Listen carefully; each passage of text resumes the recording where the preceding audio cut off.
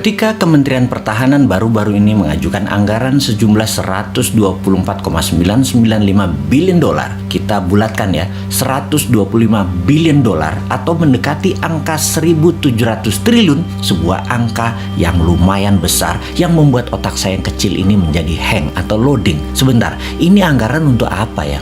Beli senjata atau bikinan senjata dalam negeri nih? Grand Plan Pertahanan negara arahnya bedil-bedilan atau model Tiongkok, menaklukkan negara lain tanpa bedil, pakai smart dan soft power, bukan hard power. Kita semua tahu hard power itu old mind, kuno, harus dikombinasi dengan soft dan smart power, model Tiongkok lah. Beli pejabat negara lain, kasih pocket money, kasih pinjaman lunak, dibangunkan apapun yang sifatnya jangka panjang dan seakan penting di negara tersebut. Misalnya nih ya, negara tetangga kita banyak tuh pejabatnya yang kena strategi smart powernya Tiongkok. Rakyatnya kemudian dinina-bobokkan dengan narasi. Dan untuk negara kita yang pejabatnya NKRI garis lucu semua, hanya ketawain negara tetangga itu.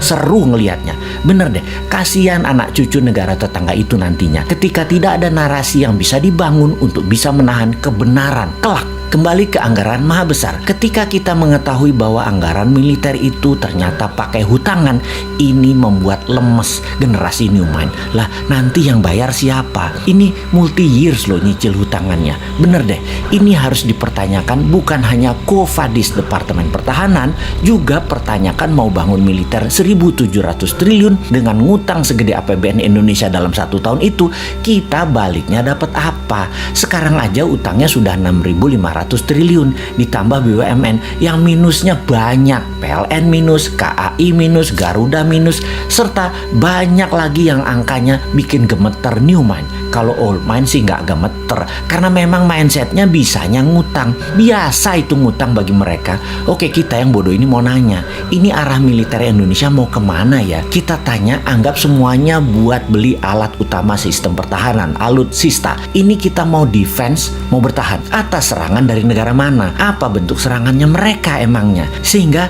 beli penangkisnya apa? Oh, oke, kita mungkin mau menyerang. Mau menyerang siapa? Wilayah mana yang mau diserang, yang mau ditaklukkan? Papua Nugini, Pasifik Selatan, Australia, atau Malaysia, atau kemana? Tiongkok mungkin kita mau taklukkan. Pakai apa penaklukannya? Apa yang didapat dari serangan keluar tersebut? Misalnya mau menaklukkan Tiongkok, kita mau ambil hartanya Tiongkok, mau ambil cewek Tiongkok, atau mau ambil Malaysia supaya kontrol Selat Malaka 100%. Mau kemana kira-kira bos? Apa kita mau perang biologi? Jadi bukan beli senjata berat, tapi bangun senjata biologi buat virus baru. Kalau nggak makan gudeg, pada mati. Virus ini kita akan sebar ke seluruh dunia. Kita buat orang panas dingin, sesak nafas. Tapi begitu makan gudeg, sembuh. Kita siapkan gudegnya. Agen-agen di seluruh dunia, negaranya kita kendalikan. BPOM di negara lain kita mainkan agar gudeg lulus BPOM mereka. Dan makanan lain yang mirip-mirip gudeg gak dapat izin BPOM di negara lain tersebut. Kemudian kita sebar lagi virus lainnya lagi, yang obat penangkalnya rawon.